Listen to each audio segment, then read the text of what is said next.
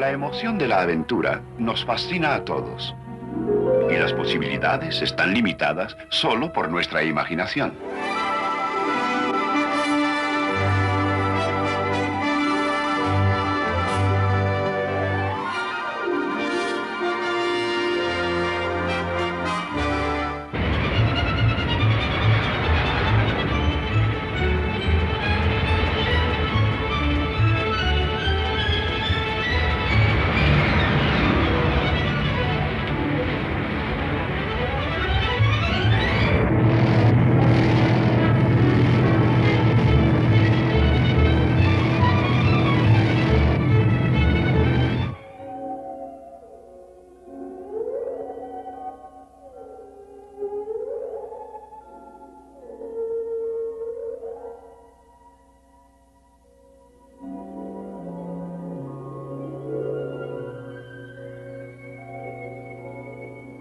Un aspecto reciente en la búsqueda humana de la aventura es el rápido y asombroso crecimiento del motociclismo.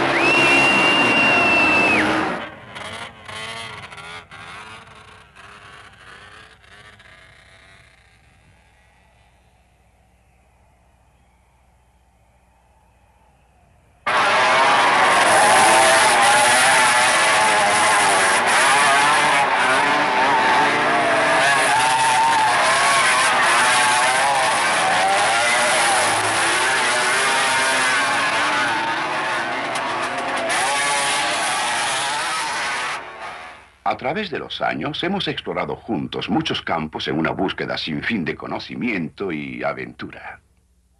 En unos momentos nos encontraremos en medio del desierto del Sahara, envueltos en una de las más increíbles aventuras que se conozcan de la vida real.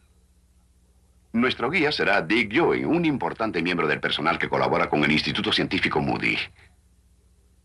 Dick, ¿qué fue lo que te hizo cruzar el desierto del Sahara en una motocicleta? Es que siempre me ha gustado la vida aventurera. He trabajado como buzo y fotógrafo submarino. Algún tiempo fui detective privado. Aún llegué a ser guía y aficionado a la caza mayor.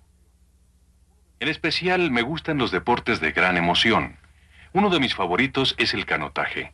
De hecho, una vez estaba dispuesto a recorrer todo el río Nilo en un kayak. Pero dos cosas me lo impidieron. En primer lugar, me costó trabajo interesar a otras personas en remar 6.000 kilómetros plagados de cocodrilos y moscos.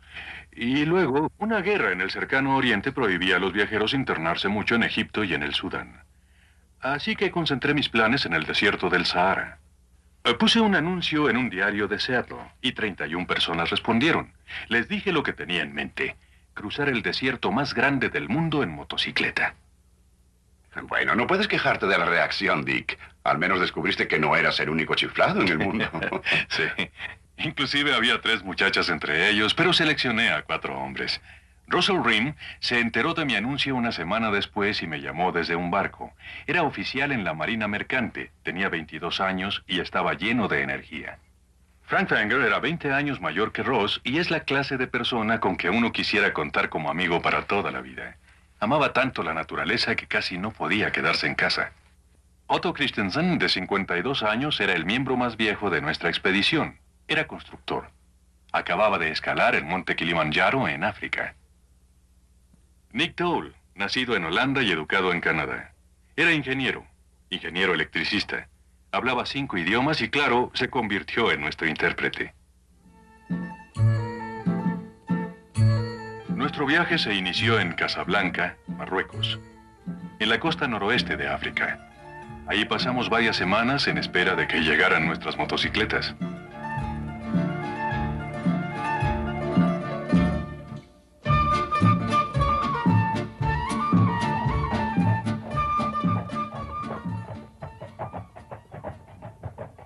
Por fin un día llegaron y la embajada norteamericana nos facilitó su patio para que pudiéramos armarlas. Nos sentíamos felices de que nuestra expedición estuviera a punto de comenzar, pero teníamos cierta ansiedad. Nos dábamos cuenta de que nos esperaba lo desconocido y tal vez algunos peligros. Nuestras motos iban cargadas al tope. Cada una llevaba cerca de 80 kilos, más que el peso mismo de la motocicleta. Aún en buen pavimento, la carga era tan incómoda que se hacía casi imposible mantener las motos en equilibrio. El primer día de recorrido hubo 7 caídas.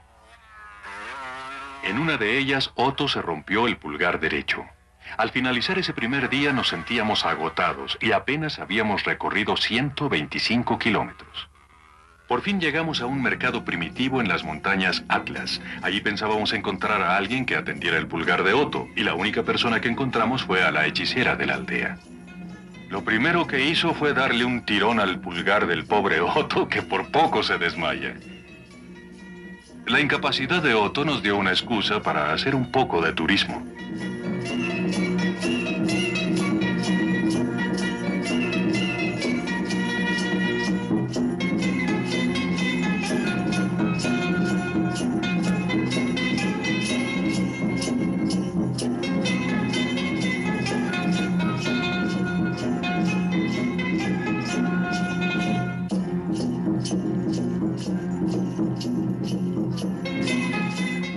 A pesar de su fractura, Otto todavía viajó 500 kilómetros más antes de retirarse. Cruzamos las montañas Atlas y al comenzar el descenso, ante nuestros ojos se presentó el inmenso Sahara. Nada, excepto rocas y arena. Kilómetro tras kilómetro de árida desolación. La superficie se ve lisa, pero bajo la arena hay rocas que pueden torcer la dirección y hacer volar la motocicleta. Hay que luchar constantemente por mantenerla firme. Durante casi todo el viaje trazamos nuestra propia ruta. En la mañana nos orientábamos con la brújula y partíamos hacia un punto en el horizonte.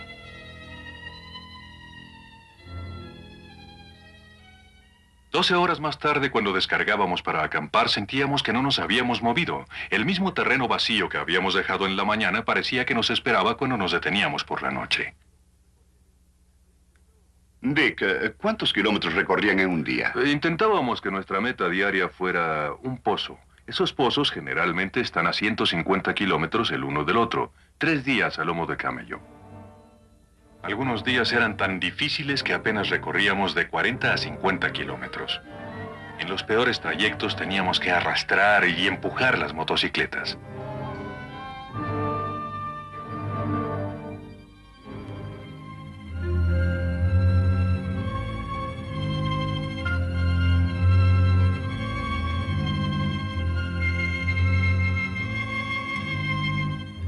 En el día hacía un calor inmisericorde. Por la tarde la temperatura de la arena se elevaba a más de 80 grados centígrados. Los neumáticos eran los que sufrían, pero no eran las únicas víctimas.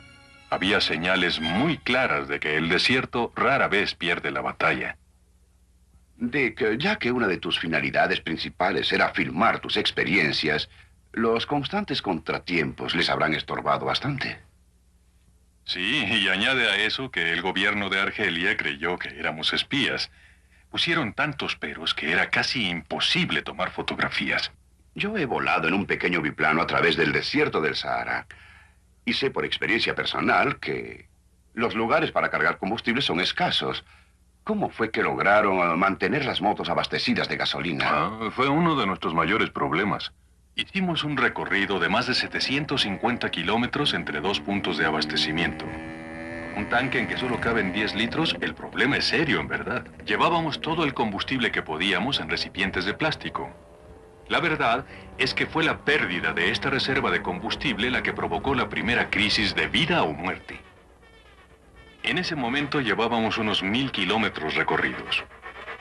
Usábamos un terreno rocoso cuando de pronto 2 de nuestros bastidores se rompieron por fatiga metálica. Nuestros recipientes se rompieron también y las reservas de gasolina desaparecieron en la arena. Mientras reparábamos los bastidores, nos dimos cuenta de que realmente era precaria nuestra situación. Reuniendo toda la gasolina que quedaba en las motos, solo había suficiente para que una de ellas recorriera 50 kilómetros. El gobierno de Argelia nos había advertido muchas veces que nunca llegaríamos. Ya se habían hecho más de 100 intentos por cruzar el Sahara en motocicleta y ninguno de ellos con éxito. Es más, algunos en el intento habían muerto. Así que, desesperados, hicimos lo único que se nos ocurrió. Con la cabeza inclinada me puse a orar. Nunca antes me había enfrentado a una crisis en la que tuviera que pedirle un favor a Dios. Pero ahora le supliqué que nos enviara ayuda. Cuando abrí los ojos, vi a menos de 300 metros un camión del ejército argelino. Los soldados se detuvieron, nos dieron agua y gasolina y nos llevaron a un fuerte. Esa misma tarde le preguntamos al comandante con qué frecuencia patrullaban los camiones esa zona y respondió, cada 60 días. Eso nos dio bastante en qué pensar. Es asombroso orar y luego abrir los ojos y ver la respuesta a esa oración. Nick nos abandonó en este punto y regresó a la costa con una caravana. Frank, Ross y yo luchamos durante muchos días con la arena suelta.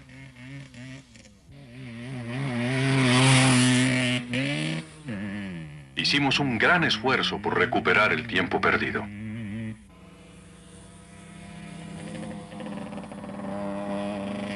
Finalmente llegamos a un oasis. Era maravilloso volver a estar con gente. Fue aquí donde conocimos al representante oficial del Departamento de Turismo argelino para el centro del Sahara. Éramos los primeros turistas que veía en los 2 años y medio que llevaba en el puesto. Nuestra llegada fue motivo para una ceremonia del té. Aunque habita una humilde choza, vive con bastante elegancia. Mientras tomábamos el té, su esposa preparó cuscús, el platillo favorito de los árabes y los bereberes. Después de varias semanas de comida deshidratada, realmente apreciamos aquella comida caliente. Días más tarde nos encontramos con una caravana. Los nativos estaban intrigados con nuestros camellos de acero. Pero dudo que les interesara hacer un trueque. En gasto de combustible, la motocicleta no puede competir con el camello. Este puede resistir 8 días sin agua. Después de abandonar esta zona fue cuando viajamos por la región que quizás sea la más desolada del Sahara. Durante 5 días no vimos ni un solo ser viviente, ni insectos ni aves, ni siquiera huellas de camello. Era un verdadero paisaje lunar. En ese momento ya llevábamos 2000 kilómetros recorridos y yo iba al frente. Procuraba trazar una vereda entre las rocas. Creí que podría pasar entre 2 enormes peñas, pero no fue así. El recipiente que llevaba toda el agua que quedaba reventó. Y allí estábamos, viendo el lugar en que desapareció el agua. Supimos que solo 2 semanas antes, una pareja francesa en un vehículo de doble tracción se atascó en este mismo lugar. Murieron los 2. Teníamos este enorme mapa del África del Norte. Localizamos el lugar en que nos encontrábamos. Y Ross encontró un pozo, pero se hallaba a 150 kilómetros de distancia. Jamás lo podríamos alcanzar. Debido a la tremenda deshidratación, cada uno bebía casi 8 litros al día. Y sin agua, sabíamos que no duraríamos mucho. De nuevo pensamos que si no pasaba algún suceso milagroso, íbamos a morir. Así que hicimos lo único que quedaba. De nuevo oramos. Pensé que si una vez dio resultado, podría darlo otra vez. Cuando levantamos la cabeza, Ross sintió el impulso de mirar en su mochila. Al principio de nuestro viaje, compramos 42 mapas aéreos fotográficos. Mostraban los más mínimos detalles. hasta las rutas de camellos y los pozos. Algunos los encontramos secos. Durante el viaje había sido necesario aligerar continuamente nuestra carga y desechamos muchísimas cosas. Película, nuestra estufa, varias refacciones e inclusive esos mapas detallados. Nos deshicimos de todos. Al menos eso creímos. Pero Ross sintió el impulso de buscar en su mochila. Y extrañamente encontró uno de esos mapas. Era justo el mapa de la zona en que nos encontrábamos e indicaba que había un pozo a solo 8 kilómetros de ahí. Un pozo que no aparecía en el mapa grande. Entonces pensamos, ¿encontraremos agua o lo hallaremos seco? Tan pronto como pudimos, corrimos para averiguarlo.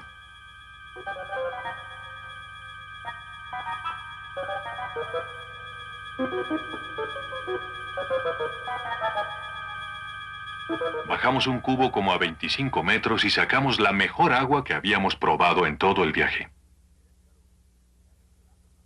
Sabes, Dick, me da escalofrío escuchar el relato tan vívido de tu experiencia. A ustedes debe haberles parecido extraordinaria. Oh, sí, claro que lo fue. Esa noche lo comentamos en el campamento. Pero todavía faltaban más de 3,000 kilómetros por recorrer y sabíamos que los problemas no habían terminado. 2 días después llegamos a In Salah, un gran oasis en el cruce de 2 rutas de caravanas. Sabíamos que al salir de In Salah tendríamos que viajar cerca de 800 kilómetros antes de conseguir más combustible. Esperábamos encontrar algún vehículo o caravana con rumbo hacia el sur que nos ayudara a llevar la mayoría de nuestro equipo. De ese modo podríamos llevar mayor cantidad de gasolina. Nos pasamos 8 días de infructuosa espera.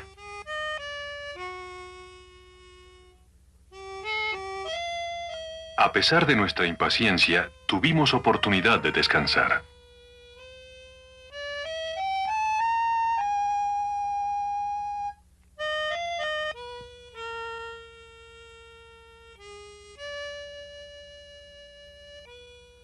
Yo tuve la oportunidad de leer y pensar. Aunque en ese momento no era cristiano, no me cabía la menor duda de que Dios nos había salvado la vida 2 veces. Y me molestaba saber que siempre pedía favores a Dios, pero parecía que Él jamás pedía nada a cambio. Dick, ¿cuáles eran tus creencias religiosas? Estudié bastante religión en la universidad. Solía creer que todo mundo tenía razón. Los mahometanos, los budistas, los existencialistas, todo el mundo. Pero luego me di cuenta de que no todos podían tener la razón. Y todos mis estudios y análisis me dejaron bastante hostil. Sí, pero yo creo que esas experiencias que viviste en el desierto llegaron a suavizarte un poco. Ah, claro que sí. La novia de Russell le había regalado esta Biblia de bolsillo. Y se la pedí prestada. Quería saber más de ese Dios que respondía a nuestras oraciones y que aparentemente no pedía nada a cambio. Así que leía Mateo, Marcos, Lucas, mucho de Juan y el Apocalipsis. Y por primera vez en mi vida comprendí lo que la Biblia decía. Ya no pudimos esperar más. Iba a iniciarse la época de las tormentas de arena y nuestras visas estaban por vencerse. Continuamos la aventura aún sabiendo que era muy difícil tener éxito. Esperábamos conseguir combustible en un pequeño puesto militar que habíamos visto en el mapa. Pero antes de llegar allí y descubrir que el puesto estaba abandonado, tuvimos un desastre aún mayor. Estábamos a 300 kilómetros de In Salah y llevábamos muy buen tiempo. Fue entonces que mi rueda delantera dio con una roca en la arena, y al dar un salto mortal, mi pierna atravesó los rayos de esa rueda. 160 kilogramos de carga y motocicleta me cayeron encima del cuerpo. Cuando Ross me ayudó a levantarme, le dije que creía que mi pierna estaba rota. Ya se había fracturado cuando estaba en la marina, y los médicos me pusieron 5 pernos de acero. Me dijeron que si me la volvía a fracturar, era posible que me la amputaran. Era evidente que ya no podía seguir. Imposible que mis amigos me llevaran en sus motocicletas.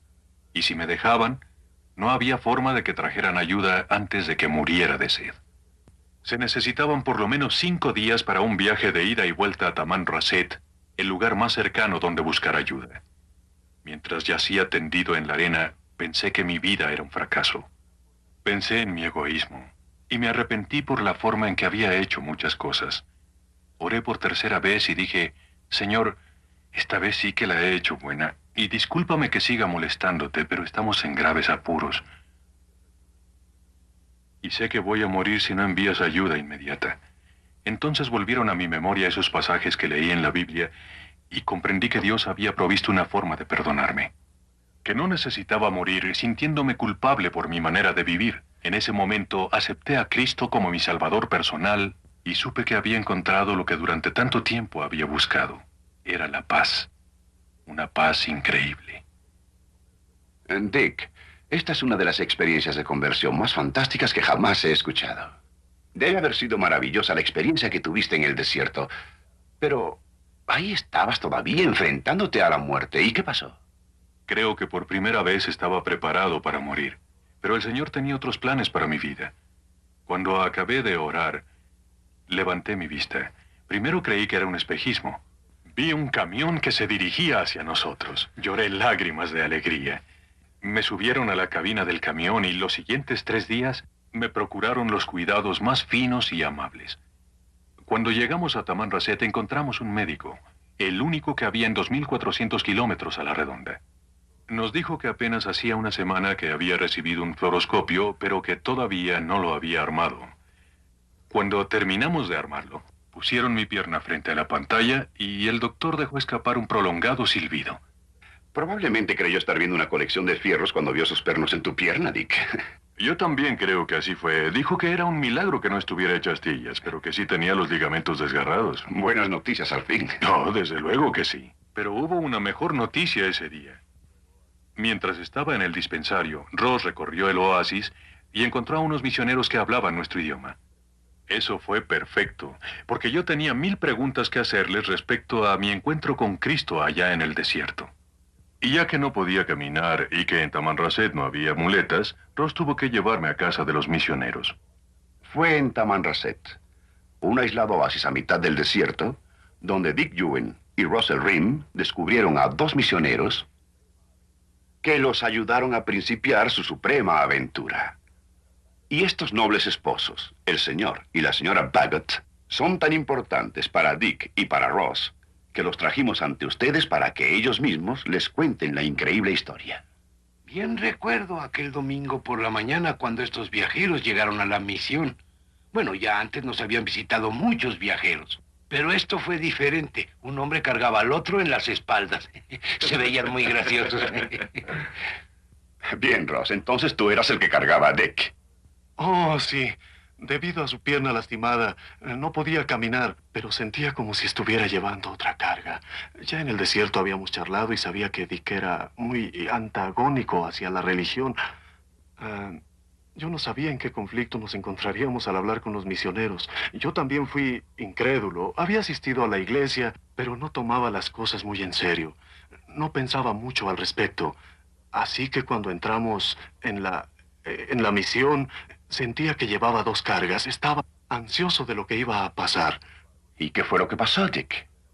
El señor Bagot explicó a través de la Biblia la maravilla que me acababa de suceder. Él me hizo entender que yo tenía un valor que jamás me había imaginado, que yo valía algo para Dios.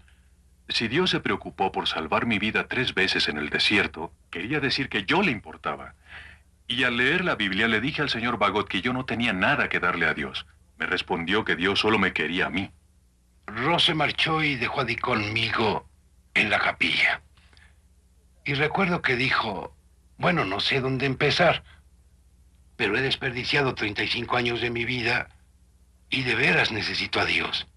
Así en la palabra de Dios le enseñé cómo Cristo había muerto por sus pecados y tuvimos unos momentos de oración. Le pregunté, ¿te gustaría orar? Él dijo, no, usted ore. Y cuando terminé de orar pude ver el gozo de Dios en su rostro y que había habido un cambio verdadero en su corazón. Fue maravillosa la forma en que usted me hizo ver la realidad de mi decisión por Cristo allá en el desierto. Pero no fui el único que salió beneficiado por su instrucción. Ross estaba tan cansado cada vez que llegábamos que decía, esperaré aquí a que termines para llevarte. Así que él recibió la misma instrucción bíblica que yo. Y cuando nos estábamos marchando, la señora de Bagot no permitió que se fuera así nada más. Le había tomado la mano para despedirme y pude ver que en su rostro había tal aflicción que cuando se acercó para despedirse, le dije, ¿estás seguro, Ross, de que quieres marcharte de aquí sin recibir al Señor Jesucristo como tu Salvador?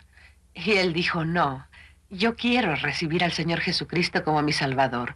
Inclinamos la cabeza y tomé su mano con mis manos y ahí en ese momento aceptó a Jesús y le pidió que entrara en su vida. Cuando terminamos de orar, después de que acepté a Jesucristo como mi Salvador personal, sentí una increíble paz interior y al mismo tiempo un regocijo tremendo porque yo había descubierto algo que jamás había sentido en mi vida. Señora de Bagot, usted se habrá emocionado cuando los vio partir. Sí, mi esposo los vio marcharse por la puerta de enfrente. Y fue asombroso porque cuando volví a la cocina y me encontré con nuestros hijos Esteban y Vera, estaban llorando de alegría. Porque no solo Dick había llegado a conocer al Señor Jesucristo como Salvador, sino que también Russell había aceptado a Cristo. Fue un acontecimiento de enorme significado el que estos dos jóvenes, en el centro del desierto del Sahara, por la providencia y misericordia de Dios, llegaran a conocer a Jesucristo como su Salvador personal. Y ahora salían con un nuevo propósito. Salían a la más grande aventura de su vida, por Cristo y en su servicio.